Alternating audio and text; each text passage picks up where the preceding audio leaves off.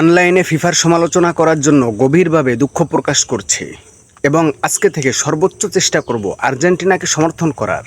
কারণ তাতে কয়েকটি লাভ, যেমন কেউ হাত বললে বোঝা যায় কাদের কথা বলা হচ্ছে, কেউ চোর বললে বোঝা যায় কোন দলের কথা বলা হচ্ছে, কমিটির দল বললেও বোঝা যায় কোন দলকে বোঝানো হচ্ছে।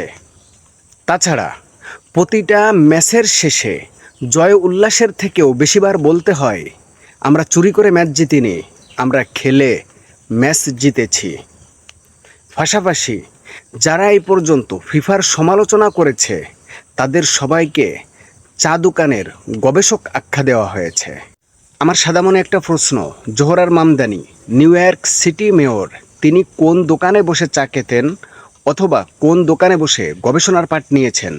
তিনি বলেছেন মিশরের সাথে ডাকাতি করা হয়েছে, আমিও সেই চা দোকানের নামে আমার চা দোকানের নামকরণ করতে চাই।